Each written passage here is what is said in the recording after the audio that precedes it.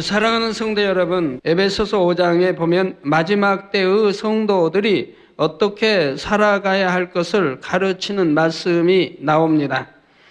15절 16절에 그런즉 너희가 어떻게 행할 것을 자세히 주의하여 지혜 없는 자같이 말고 오직 지혜 있는 자같이 하여 세월을 아끼라. 때가 악하니라 했고, 18절에 보면 술 취하지 말라. 이는 방탕한 것이니 오직 성령의 충만을 받으라 했지요. 마지막 때가 가까울수록 더욱 깨어 성령의 충만함 가운데 자신을 지키며 세월을 아껴 성결되고 충성해야 하는 것입니다. 이와 같이 깨어 기도하며 노력하는 여러분에게 하나님께서는 성령의 불같은 역사로 죄와 악을 태우시고 급한 물살에 휩쓸리는 것처럼 신속하게 영으로 들어가며 온영을 이룬 가운데 하나님의 나라를 이룰 수 있도록 은혜를 주십니다. 그리고 앞으로 남은 시간 동안 더욱 뜨겁게 기도하며 새 예루살렘을 향하여 달려갈 수 있는 여러분이 다 되시기를 주님의 이름으로 부탁드립니다.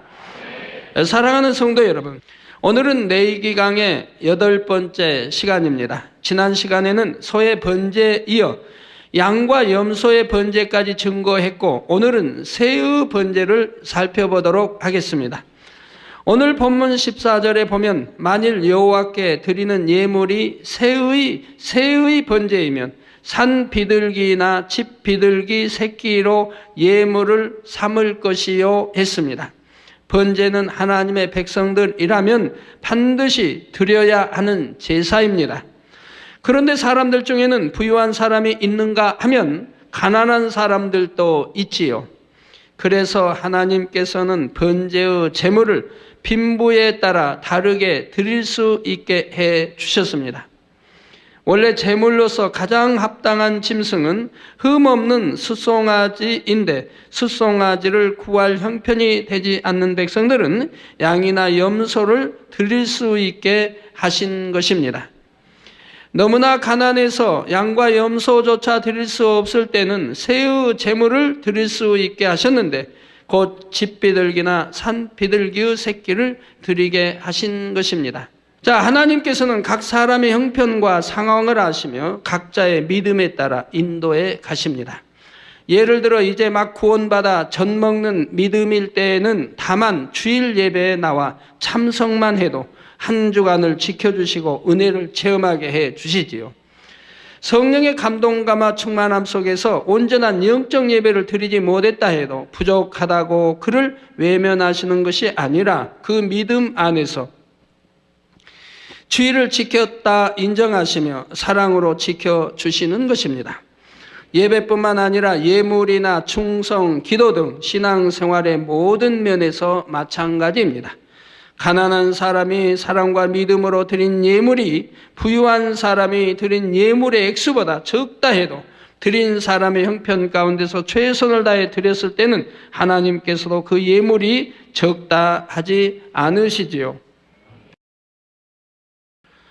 또 마음 같아서는 밤낮 하나님의 일만 하고 싶은데 직장에 매이거나 온 집에 충성하느라고 주의 종이나 레위 종만큼 하나님의 일을 하지 못하는 것을 안타까워하는 분들도 있습니다.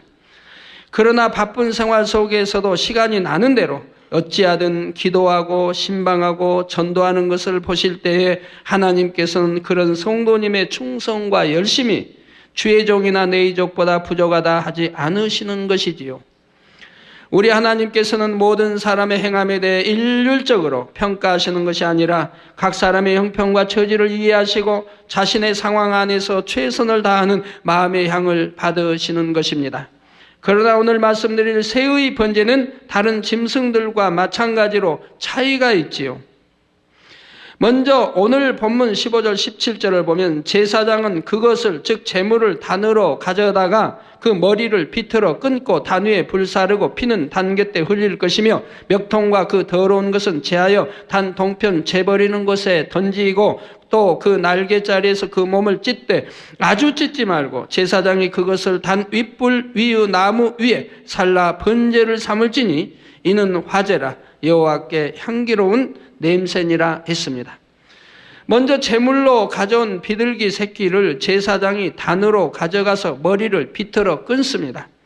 이때 흐르는 피는 단 곁에 흘리고 제물의 멱통과 더러운 것을 단의 동편에 버리는데 이때 더러운 것이란 내장을 의미합니다. 그리고 제물의 날개 부분을 찢는데 몸에서 날개를 완전히 떼어내는 것이 아니라 몸통에 붙어 있을 정도로 적당히 찢어야 합니다. 이렇게 멱통과 내장을 제거하고 날개자리를 찢는 제물을 하나님 앞에 온전히 불살라서 드리면 되는 것입니다. 성도 여러분, 세를 번제로 드리는 방법이 소나 양, 염소를 드릴 때와 차이가 나는 가장 큰 이유는 제물의 크기가 너무 작기 때문입니다. 제물을 잡을 때에도 소나 양은 칼로 잡아야 하지만 조그만 비둘기를 죽이는 것은 손으로 목을 한번 비틀어 끊기만 하면 되지요. 이제 소나 양이나 이런 큰 짐승은 칼로 잡지만은 또 이런 새나 이런 적은 것은 또 목을 비틀어 잡고 또 그러지 않고 잡는 것도 있죠. 개는 목을 매달아서 개는 또 죽입니다. 참 잔인하지요. 사람이 집에서 키워놓고 그 개를 목 매달아서 죽여가지고 그리고 잡아먹어요. 그래서 이제 성경에도 목 매달아 죽인 이 짐승 못 먹게 하는 게 바로 개를 먹지 말라는 거죠. 그래서 왜 먹지 말아야 되는 이유를 하나님이 전에 설명을 자세히 해 주셨습니다. 개는 먹어서 안 되는 이유를. 너무 잔인하죠. 사람이 키웠고 주인을 알아보고 도둑을 지켜주고 주인만 보면 생명 다해 참 주인을 위해 지키는 그런 개를 잡아먹는다고 하는 사람의 그 속성이 얼마나 악하냐 이 말이에요. 잔인하지요. 개는 은혜를 갚을 줄 알아요. 주인이라면 생명 때려도 또 반기고 그냥 개를 때려도 그래도 반기고 그렇게 주인을 따라요. 주인을 위해서는 생명도 바치는 개들이 있어요. 이런 개를 잡아먹는다고 하면 그 사람의 속성이 얼마나 악하냐 이 말이에요. 그러니까 하나님은 목매달아 죽인 거 개는 잡아먹지 말라고 하시는 거예요. 성경에. 그래도 오늘날 믿는 사람들이 개고기 먹는 사람 참 많아요. 네, 시골에서 자라신 분들은 알겠지만 예전에 닭을 잡을 때도 칼을 쓰지 않고 손으로 목을 비틀어서 잡습니다. 자, 비둘기는 닭보다 더 작고 더구나 비둘기 새끼라면 얼마나 작겠습니까? 이렇게 작은 재물을 소나 양처럼 큰 짐승을 잡는 칼로 죽인다면 격에 맞지 않고 모양새도 우습게 되지요. 그러므로 제사장이 머리를 비틀어 죽이는 것이고 그러면서 동시에 재물의 머리에 안수하는 의미를 겸하게 되는 것입니다. 또한 다른 짐승들은 단 북편에서 잡아서 그 피를 단으로 가져와 단 사면에 바르게 되어 있지만 비둘기는 곧바로 단에 가져와 단에서 잡습니다. 이 또한 제물에서 나오는 피의 양이 너무 적기 때문입니다. 만약 북편에서부터 단까지 가지고 오면 이미 피가 다 쏟아져 없게 되지요. 그러나 단에서 그냥 잡는 것이고 원래는 단 사면에 피를 발라야 하지만 적은 양의 피를 그저 단 곁에 흘려주는 것만으로 속죄의식을 행하는 것입니다. 또 다른 짐승들은 잡아서 가죽을 벗기며 부위별로 각을 떠서 드리지만 조그만 비둘기 새끼를 껍질을 벗기며 부위별로 각을 뜬다면 너무나 볼품없고 제물로서의 가치가 없어집니다. 세상 사람들이 우상 앞에 제사할 때에도 보면 닭같이 작은 제물은 부위별로 자르지 않고 통째로 상에 올리는 것을 볼 수가 있지요. 저는 참 설교 준비하다가도 그러고 감사하는 것이 참 많이 있는데 이렇게 우상 앞에 옛날에 보면 닭을 이렇게 잡아가지고 껍질 이게 털 다 뽑고 그냥 발가벗은 닭을 그냥 통째로 놓고 제사를 드리지 않습니까? 그 제사상에 올리고요. 누가 목 자르고 가슴 자르고 발 자르고 다 해가지고 올리는 건 여러분 못 보셨을 거 아니에요. 그리고 이제 돼지를 제물로 할 때는 돼지 목을 잘라가지고 그냥 흠상궂은 코 이러고 그걸 갖다가 득 앞에다 이렇게 넣어놓고 거기다가 군수 양반도 도지사 양반도 옛날에 지방 장들이 이렇게 해서 뭐 비가 안 오면 기우제를 드린다, 풍년제를 드린다 하면서 그 대제 앞에 복 주세요 하고 절하는 것을 봅니다.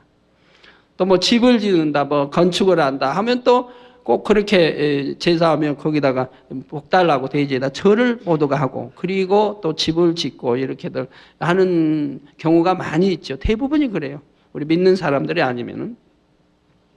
근데 그것도 저는 참 감사해요. 어려서부터 지금까지 한 번도 닭 앞이나 돼지머리 앞에 절해 본 적이 없어요. 저 옛날 이제 노동일 할 때도 꼭 집 지으려면 그 제사 고사부터 지내요. 돼지머리에다가 놓고, 그리고 또 마시고 막 돈 놓고, 돈도 얼마 내야 돼요. 그리고 돼지머리에다 절해야 되고. 근데 저는 그럴 때는 꼭 피해버렸어요. 어디가 숨어 있다가 그러다 끝나면 오고 그랬어요. 그때는 이제 하나님 영접하였을 때니까 그렇고. 근데 영접치 않을 때도 뭐 닭이나 뭐 이렇게 돼지머리에다가 절한 적은 없어요. 여러분 옛날에 결혼하면 또 농촌에 결혼하면 또 결혼할 때도 그 상 차리고 통닭 닭 놓고, 그리고 거기다 또 절하잖아요, 신랑 신부도. 그런데 저는 그래 본 적은 없고요. 그래서 그것도 참 감사해요. 야, 참 감사하구나. 그런 그 돼지 머리 그냥 코앞에다가 복 달라고 절하고, 또 닭 앞에다 했다라면 얼마나 좀 찜찜할 텐데 그런 적도 없고. 또 이제 저희 어머니는 불교, 아버지는 유교예요. 그래서 어디 학교에서 뭐 종교 써내라고 하고 어디 써내라고 하면 마음 내키는 대로, 아버지 생각나면 유교로 써내고, 어머니 생각이 탁 떠오르면 불교로 써오르고, 제 마음대로. 그래서 어머니 따라서 이제 절에 이제 가끔 가본 적이 있는데, 가끔 가도 저는 한 번도 그 부처 앞에 절한 적이 없어요. 그냥 쳐다만 보고 왔지. 그 밖에서 쳐다만 보고 구경만 하고 왔지. 한 번도 절을 머리를 숙여본 적이 없어요, 부처. 불교라고 써내고 그래도 그런 적이 없어요. 근데 지금에 와서 보면 얼마나 감사한지 몰라요. 야, 그때도 하나님이 주관하셨나 보다. 내 마음의 양심이 그러한 것을 신으로 여기지 않기 때문에, 그 앞에 경배하거나 머리 숙이지 않았구나 하기 때문에 얼마나 감사한지 몰라요. 여러분 가서 절했다고 뭐 나쁘다는 거 아니에요. 몰라서 그랬으니까. 모를 때는 그랬고 이제 아시니까 안 그러시겠지만. 자, 하나님 앞에 비둘기를 드릴 때도 각을 뜨지 않고 통째로 불에 태워 드리는데, 그 전에 먼저 제거해야 하는 부분이 있습니다. 곧 본문 16절에 나오는 대로 멱통과 더러운 것, 곧 내장이지요. 송아지나 양, 염소를 잡을 때에는 내장도 버리지 않고 깨끗하게 씻은 후에 전부 다 불태웠지만, 비둘기 새끼는 멱통과 더러운 것을 꺼내서 버립니다. 예전에 제가 어릴 때는 시골에서 참새를 잡아서 먹기도 했는데, 여러분 중에서도 그런 경험이 있는 분들은 이렇게 하는 이유를 쉽게 이해하실 것입니다. 참새처럼 작은 새의 멱통이나 내장은 배를 갈라서 꺼낸다 해도 씻어서 먹기가 쉽지 않기 때문에 보통은 그냥 버리고 나죠. 하도 적으니까 가늘고, 그걸 어떻게 씻어 창자 속에 더러운 걸 다 씻어내겠어요. 그러니까 그건 버려요. 그냥 버리고, 멱통도 버리고. 고기 잡아도 그렇죠. 뭐 붕어 같은 거 그러면 배 딱 째가지고 어때요? 그냥 내장 긁어내고 다 쓸개다 이렇게 해서 다 버리고, 그리고 이제 뭐 매운탕을 해 먹든 이렇게 하죠. 자, 비둘기 새끼를 제물로 드릴 때에도 가느다란 멱통이나 내장을 씻기가 어려우므로 통째로 꺼내서 버리게 하신 것입니다. 이렇게 제물의 더러움을 제거하는 행위는 소나 양의 더러운 부위를 씻는 것과 마찬가지 의미입니다. 이는 오늘날 우리가 신령과 진정으로 예배를 드림으로 이전에 죄악 가운데 더러웠던 마음과 행실을 하나님의 말씀으로 깨끗하게 씻는 것을 나타내지요. 그런데 이때 새의 멱통과 내장은 단 동편의 재버리는 곳에 버리라 했습니다. 지난 시간에 양과 염소를 잡을 때 북편에서 잡는 영적인 의미를 설명했던 것처럼 단어 동편이라는 것도 영적인 의미가 있습니다. 예를 들어 창세기 2장 8절에 보면 하나님께서 동방의 에덴에 동산을 창설하셨다 했습니다. 그리고 출입구 역시 동편에 두시고요. 이때 동방이라는 말의 영적인 의미가 무엇이라 했습니까? 바로 빛으로 둘린 공간이라 했지요. 그래서 바로 빛으로 돌린 공간, 우리가 사는 지구에서도 동편은 해가 뜨는 방향이고 해가 떠서 빛이 임하면 밤에 어두움이 물러갑니다. 둘째 하늘의 에덴 동산을 창설하실 때도 어둠의 영역과 반대되는 빛의 공간인 동방의 에덴의 동산을 만드셨던 것입니다. 그러면 비둘기 새끼의 멱통과 더러운 것을 단 동편에 버리게 하신 데에는 어떤 의미가 있을까요? 이는 우리가 하나님 앞에 번제를 드림으로 모든 죄악의 더러움을 벗어버리고 빛이신 우리 주님께 나오는 것을 의미합니다. 어두운 데에서는 잘 보이지 않던 더러움이라도 밝은 빛 가운데로 나오면 뚜렷이 보이는 것처럼 주님께 나와 진리의 말씀에 자신을 비춰보면 이전에는 알지 못했던 많은 죄와 악을 발견하게 됩니다. 에베소서 5장 13절에 보면 그러나 책망을 받는 모든 것이 빛으로 나타나나니, 책망을 받는 모든 것이 빛으로 나타나나니, 그래서 잠언서나 곳곳에 책망받기를 즐겨하라 하잖아요. 책망받기를 즐겨하라고. 근데 여러분들 책망만 하면 그냥 삐져버리니 문제죠.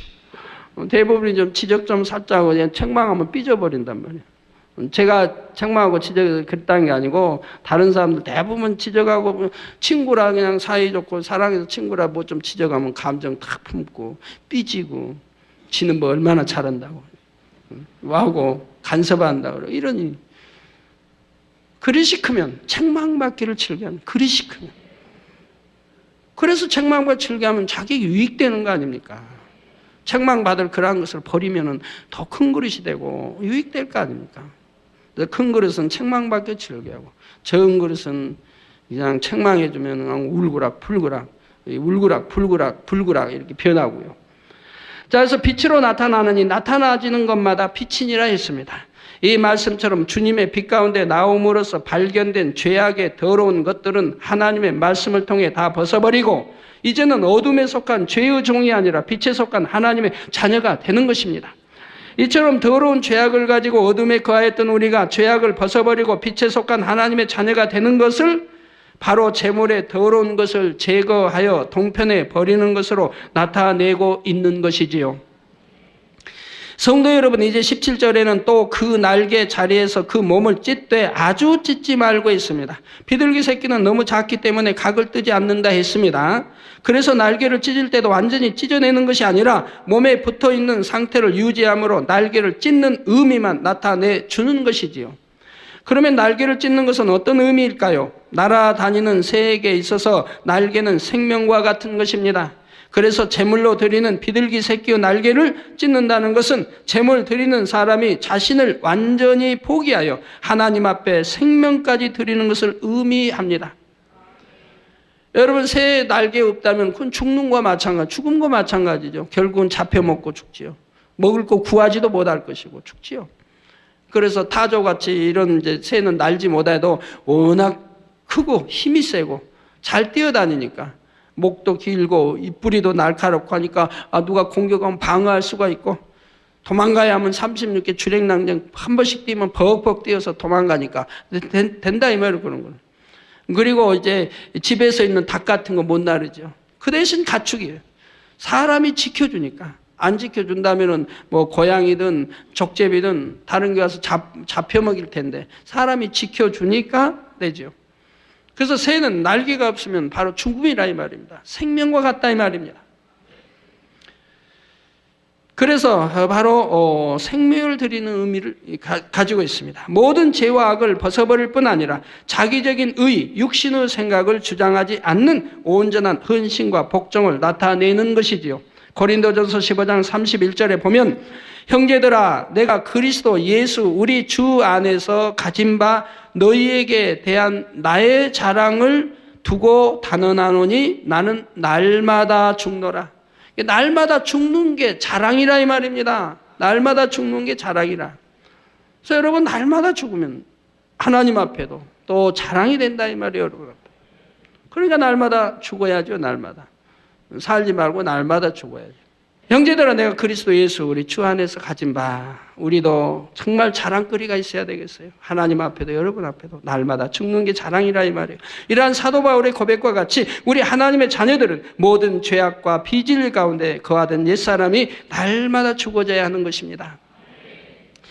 사랑하는 성도 여러분, 이제 더러움을 제하고 날개자리를 찢는 제물을 단 윗불 위에 나무에 불살라 드리면 또 이 또한 다른 제물들과 마찬가지로 화제요 여호와께 향기로운 냄새가 됩니다. 부유한 사람이 드리는 소의 번제든지 혹은 양과 염소의 번제든지 또한 지극히 가난한 사람이 드리는 새의 번제든지 각각의 제물과 드리는 방식에는 차이가 있지만 그 번제를 드리는 중심에는 차이가 있어서는 안 됩니다. 하나님 앞에 온 힘과 뜻과 정성을 다하여 향기로운 중심이 연락될 수 있는 화제를 드려야 하는 것입니다. 오늘날도 마찬가지입니다. 요한복음 4장 24절에 하나님의 영이시니 예배하는 자가 신령과 진정으로 예배할지니라 하셨지요. 부유한 사람이나 가난한 사람이나 학식이 뛰어난 사람이나 배우지 못한 사람, 그 밖에 어떤 조건에 있는 사람이라도 하나님께서는 그러한 조건들을 보시는 것이 아닙니다. 오직 자신의 상황과 형편 속에서 정령 마음과 뜻과 정성을 다하여 예배하며 성령의 감동감과 충만함 속에서 불의 제사, 산제사로 하나님 앞에 올려드리는가를 보시는 것입니다. 그러면 여러분은 하나님 앞에 예배하실 때마다 이와 같은 불의 제사를 드리고 있으신지요? 흠없는 제물을 가져와 정성껏 드리는 것처럼 세상의 근심과 염려 없이 기쁨과 감사함이 가득한 마음으로 예배하십니까? 경건하고 거룩한 심령으로 예배를 준비하며 졸거나 어떤 잡념을 가지는 일이 없이 성령의 감동함 속에서 말씀을 들으십니까? 말씀을 듣는 대로 마음의 양식 삼아 맑은 물에 더러움을 씻는 것처럼 죄와 악을 날마다 버리기 위해 불같이 기도해 나가시는지요? 만약 여러분이 예배를 드릴 때마다 이렇게 성령의 감동감과 충만함 속에서 드렸다면 반드시 그 증거가 나타납니다. 죄사함을 받았으니 가정일터 사업터에서 원수마귀 사단의 역사가 떠나갑니다. 시험 환란이 사라지고 문제들이 해결되지요. 또한 번제를 통해 하나님을 기쁘시게 했으니 믿음으로 간구하는 마음의 소원마다 응답받고 무엇보다도 영원히 잘되는 축복을 받게 됩니다. 자, 성령의 감동감과 충만함이 항상 여러분 안에 있고 날마다 죄와 악들이 벗어져 버리고 신속하게 진리의 사람, 영의 사람으로 변화되는 것이죠. 성도 여러분, 7년 동안 병들어 누워있는 저를 하나님께서 단번에 치료해 주셨기에 저와 온 가족은 바로 그 주에 하나님 앞에 나와 수요 예배를 드렸습니다. 감사와 감격으로 첫 번째 예배를 드린 이후 수많은 예배를 드렸지만 저는 결코 졸거나 잡념 가운데서 예배 드린 일이 없습니다. 물론 거의 잠을 못 자는 날이 겹친 가운데 순간적으로 깜빡 눈이 감겼던 일이 한두 번 있었지만 그럴 때마다 너무나도 죄송하고 민망해서 즉시 회개 금식을 드렸고 그 후로는 아무리 몸이 충만해도 조는 일은 없다시피 합니다. 졸음뿐만 아니라 잡념도 결코 용납되지 않았지요. 우리 하나님께서는 모든 사람들의 행동과 생각을 아시는데 그런 하나님 앞에 나와 예배하면서 말씀 듣는 중에 잡념에 빠져 있다면 하나님 앞에 얼마나 민망한 일입니까? 불꽃 같은 눈동자로 지켜보시는 하나님 앞에서 참된 예배를 드렸다고 인정받을 수 있도록 항상 마음과 뜻과 정성을 다 예배 드려왔지요. 자, 그 밖에도 저 자신을 점검해 볼 때 하나님께서 내이기 강의를 풀어주시기 이전에 이미 저는 그 말씀에 들어있는 영적인 의미대로 합당한 예배를 드리고 있었음을 알 수가 있었습니다. 우리 성도님들도 정녕 하나님을 사랑하는 분들이라면 이미 하나님의 뜻에 맞게 예배를 드리고 있을 것입니다. 그러나 말씀을 들으시는 가운데 혹시라도 온전한 영적 예배로 드려지기에 합당하지 않은 분야가 발견되었다면 이제는 변화되어 영적인 예배를 드리시면 됩니다. 그렇게 신령과 진정으로 예배를 드려나갈 때 언제나 불의 응답으로 함께 하시는 하나님의 축복을 여러분의 삶 가운데 풍성하게 누릴 수 있는 것입니다. 사랑하는 성도 여러분, 지금까지 레위기 1장 번제에 대해 설명했습니다. 번제를 통해서 제사법의 가장 중요하고 복잡한 내용들은 거의 다 설명했기 때문에 다음에 나오는 소제나 화목제, 속제제, 속건제 등은 더 쉽게 빨리 이해하실 수 있을 것입니다. 그런데 소제에 대한 설명에 들어가기에 앞서서 번제에 대해 한 가지 더 기억하실 것이 있습니다. 오늘날 하나님의 자녀들에게 있어서 번제는 안식일을 지키는 것이었고 주일 예배라 했지요. 그러면 수예배나 금요철야 등 주일 외의 각종 예배들은 번제가 아닙니까? 넓은 의미로 보면 이것도 번제에 속합니다. 구약시대에 번제를 드린다는 것은 곧 하나님의 모든 규례를 지켜 행하는 것이라 했습니다. 하나님께서 명하신 규례를 지키는 행함을 통하여 하나님을 자신의 하나님으로 시인하는 것이며 이를 통해 죄사함을 받고 하나님의 백성으로서 보호와 축복을 받는 것입니다. 그런데 번제는 안식일이나 어떤 특별한 절기에만 드린 것이 아니라 매일 아침과 해질 때 번제를 드렸지요. 제사장은 번제단의 불이 24시간 항상 꺼지지 않도록 지켜야 하고 그 위에는 아침 저녁으로 번제의 예물이 끊이지 않았던 것입니다. 이는 곧 이스라엘 백성과 하나님 사이의 교통함이 끊어지지 않으며 이스라엘이 하나님을 떠나지 않도록 하는 의미였지요. 오늘날에 우리도 살아가는 날 동안 끊임없이 번제를 드려야 합니다. 번제를 지키는 가장 기본적인 것이 바로 주일 성수이지요. 우리가 예수 그리스도를 구세주로 믿고 하나님의 계명을 지키며 산다는 믿음의 가장 중요한 증표는 바로 주일을 거룩하게 지키는 것입니다. 참으로 주일을 성수하는 사람이라면 주일 외에 각종 예배와 11조 생활을 할 것이고 그 밖에도 하나님께서 명하신 66권의 말씀들을 날마다 부지런히 지켜 행하게 됩니다.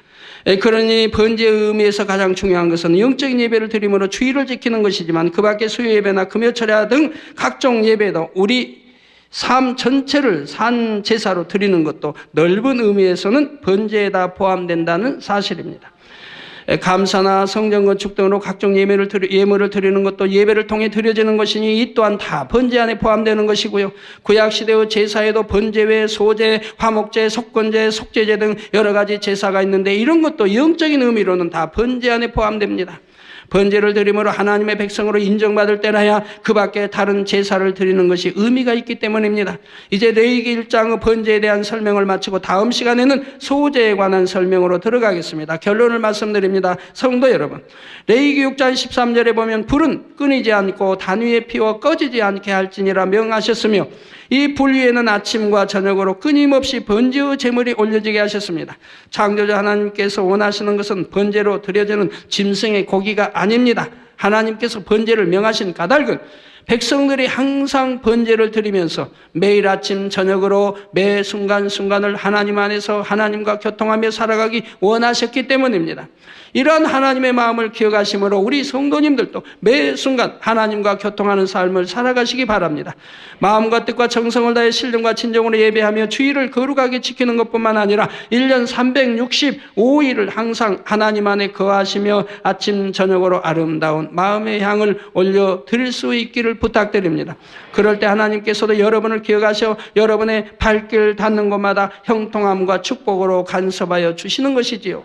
중심으로 온전한 번제를 드리는 성도님들의 삶 가운데 날마다 하나님의 은총과 사랑이 넘쳐나기를 우리 모두의 대제사장이 되어주신 예수 그리스도의 이름으로 축원합니다.